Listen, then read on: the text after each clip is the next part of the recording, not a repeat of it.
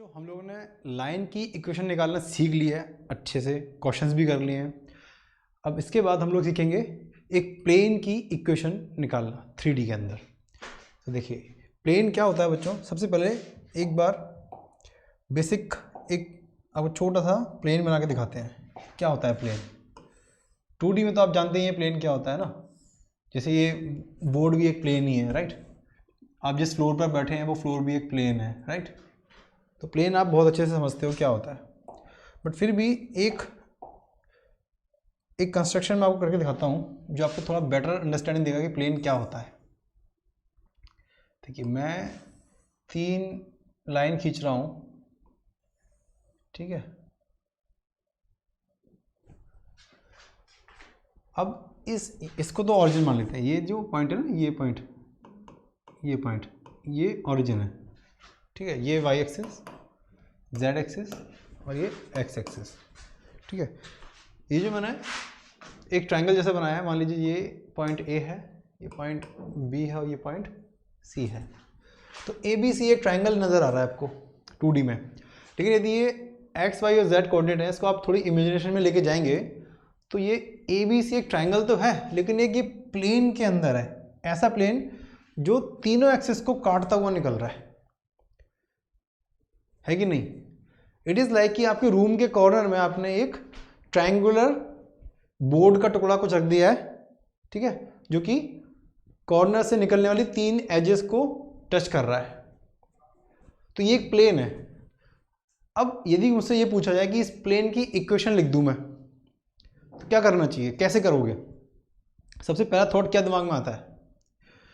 सबसे पहला थॉट दिमाग में ये आएगा बच्चों कि इस प्लेन पर यदि एक कोई पॉइंट ले लूं, जनरल पॉइंट, और ऑरिजिन से उस प्लेन के उस पॉइंट को जोड़ने वाला एक वेक्टर खींचूं, ठीक है जी। और इस पॉइंट को मैं नाम दे देता हूं, मान लीजिए पॉइंट P, ठीक है। और ये जो जनरल वेक्टर है उसको दे देते हैं R वेक्टर, जो कि पॉइंट P का पोजीशन वेक्टर दिखाता है। तो P पॉइंट क्या है कि इस प्लेन के ऊपर लाई करेगा। अभी जनरल पॉइंट है तो इस प्लेन पर कहीं भी लाई कर सकता है। तो मुझे कुछ ऐसी कंडीशन, ठीक है, या ऐसा कोई कांस्टेंट ढूंढना पड़ेगा कि जो इस पॉइंट पर लाई करने वाले सारे पॉइंट्स को सेटिस्फाई करता हो। ऐसी कंडीशन जो सारे पॉइंट्स के लिए सेटिस्फाई होती हो और इस प्लेन के बाहर के पॉइंट्स के लिए सेटिस्फाई ना होती हो, ठीक है। और उस कंडीशन को यदि मैं इस पॉइंट के पोजीशन वेक्टर R वेक्टर के साथ में बाइंड करके एक रिलेशन निकाल दूंगा, तो वो रिलेशन ही मेरा इस प्लेन की इक्वेशन बन जाएगा, ठीक है। समझ में आई बात।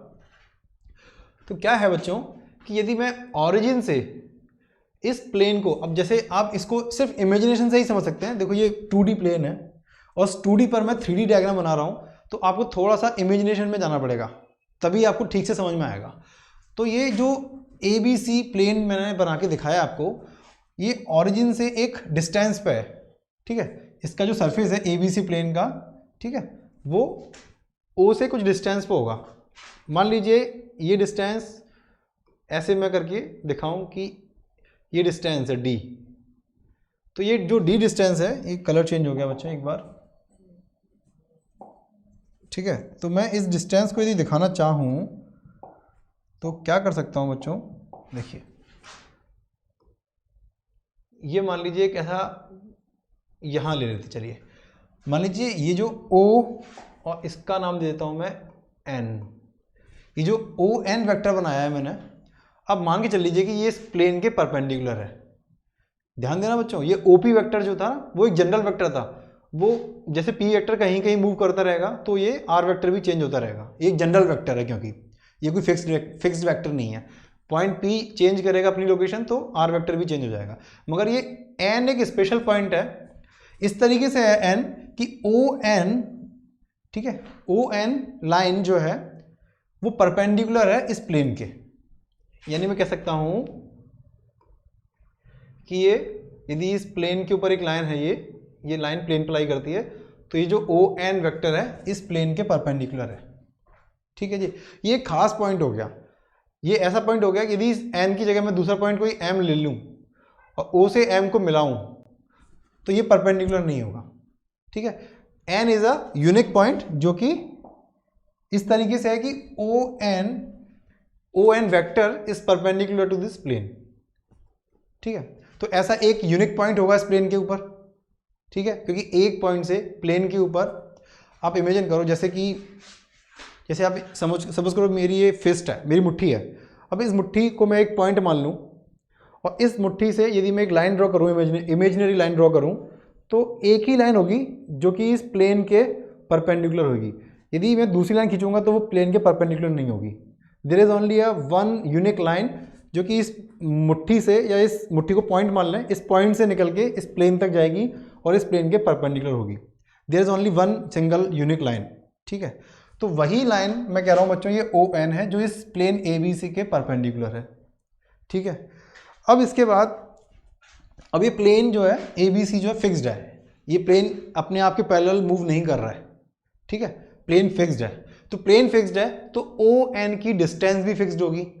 मान लीजिए ये डिस्टेंस मुझे मालूम चल जाए कि क्या डिस्टेंस है, ठीक है जी, तो क्या ये प्रॉपर्टी मैं यूज कर सकता हूं इस प्लेन की इक्वेशन निकालने के लिए? यस, बिल्कुल कर सकता हूं। तो आइए बच्चों देखते हैं कैसे मैं यूज कर सकता हूं इस ओ एन वेक्टर को to find the equation of the plane, ठीक है। अब मान लीजिए ओ एन की डिस्टेंस है डी और ओ एन वेक्टर के डायरेक्शन में यूनिट वेक्टर दिया हुआ है एन कैप, ठीक है। ये दो इंफॉर्मेशन मुझे मिल गई कि ऑरिजिन से इस प्लेन पर लाई करने वाला एक पॉइंट एन है, उसकी distance O N is equal to D है और ओ एन वेक्टर इस प्लेन के परपेंडिकुलर है एंड ओ एन वेक्टर के along unit vector N cap है। ये इंफॉर्मेशन मुझे दे दी, तो मैं क्या कर सकता हूँ, I can write O N vector in terms of distance D या length D of this vector and N cap. तो बच्चों ओ एन वेक्टर क्या होगा, डिस्टेंस इंटू यूनिट वेक्टर, तो D N cap will be the O N vector, ठीक है। Similarly OP vector क्या होगा, ओपी वेक्टर होगा बच्चों आर वेक्टर। ये तो एक जनरल पॉइंट मैंने मान लिया प्लेन पे और उसका पोजीशन वेक्टर लिख दिया आर वेक्टर है। अब आप एक और चीज़ समझने की कोशिश कीजिए कि एन से यदि पी को मैं मिलाऊं, देखिए यदि मैं एन से पी को कनेक्ट करूं तो एन से पी को कनेक्ट करने वाला ये एक नया वेक्टर मैंने ड्रॉ कर दिया, इसको बोलते हैं एन पी वेक्टर। और एन पी वेक्टर क्या लिख सकते हैं बच्चों, N P vector is equal to position vector of P minus position vector of N. तो position vector of P is R vector, ठीक है जी, और position vector of N is O N vector which is D N cap, यानी ये चीज, right बच्चों। अब आप लोग ये चीज समझने की कोशिश करना कि एन पी वेक्टर इस प्लेन में लाई करता है, बराबर है, और ओ एन वेक्टर इस प्लेन के परपेंडिकुलर है। तो इसका मतलब क्या हो गया, ओ एन वेक्टर और पी एन पी वेक्टर और ओ एन वेक्टर एक दूसरे के परपेंडिकुलर हो गए। सो I can say O N vector is perpendicular to N P vector. और आप लोगों को भली भांति मालूम है कि दो परपेंडिकुलर वेक्टर्स का डॉट प्रोडक्ट जीरो होता है, और ये मिल गई मुझे एक प्रॉपर्टी जिसका यूज करके मैं इस आर वेक्टर को या जनरल पॉइंट पी को रिलेशन में बाइंड कर दूंगा। कैसे करूंगा, इसी रिलेशन में कि ओ एन वेक्टर, ये एन है बच्चों, ठीक है ना, इसमें कंफ्यूज नहीं होना, ये दिस इज एन, ठीक है। तो O N vector is perpendicular to N P vector, ये चीज मुझे समझ में आ गई। और ओ एन वेक्टर को मैंने कैसे लिख दिया, डी एन कैप, ये गिवन इंफॉर्मेशन है, दिस इज गिवन इंफॉर्मेशन। और एन पी वेक्टर को मैंने डी एन वेक्टर और आर वेक्टर के टर्म में निकाल लिया, यानी कि मैंने एक जनरल वेक्टर को एन पी वेक्टर से बाइंड कर दिया। आर वेक्टर क्या है, जनरल वेक्टर है जो कि इस प्लेन पर लाई करने वाले कोई भी पॉइंट का पोजीशन वेक्टर हो सकता है, ठीक है। तो ये आर वेक्टर ही बेसिकली मुझे इक्वेशन देगा प्लेन की। तो मैंने क्या करना है, इस रिलेशन को ध्यान में रख के अब ये देखना है कि ओ एन वेक्टर और एन पी वेक्टर का डॉट प्रोडक्ट जीरो होता है। तो देखिए व्हाट आई विल डू, यहाँ लिख देते हैं बच्चों कि ओ एन वेक्टर का dot product with N P vector is going to be zero because these are perpendicular vector, ठीक है जी। तो ओ एन वेक्टर की वैल्यू लिख दीजिए, सिंपल है। अब तो D N D N cap dot, अब एन पी वेक्टर क्या है, R vector dot R vector minus D N cap, तो ये वेक्टर बन गया बच्चों R vector minus D N cap, this should be equal to 0। Bracket को हटाएंगे, अच्छा अब डी एन कैप है तो डी एक तरह से क्या स्केलर है, सो डी कैन नॉट बी 0, तो देयरफॉर डी हट जाएगा, यहाँ से बचेगा क्या, अच्छा वेक्टर प्रोडक्ट इज कम्यूटेटिव, तो आई कैन राइट, पहले मैं ये लिख दूं तो भी इक्वल है, कोई फर्क नहीं पड़ेगा, तो R minus D N cap dot N cap should be equal to 0।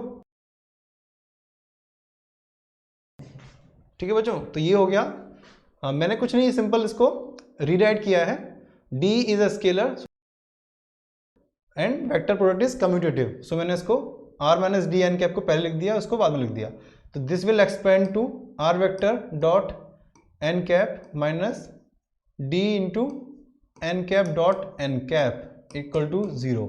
अब N cap dot N cap बच्चों 1 होगा, राइट, और एन कैप एक यूनिट वेक्टर है तो उसका खुद के साथ डॉट प्रोडक्ट हमेशा 1 होता है। You already know from vectors कि A cap dot A cap is equal to 1, आपको याद है ना, I dot I is equal to 1 and so on. चलिए, तो दिस वैल्यू विल बिकम 1, तो मेरे पास बच गया R vector dot N cap minus D is equal to 0।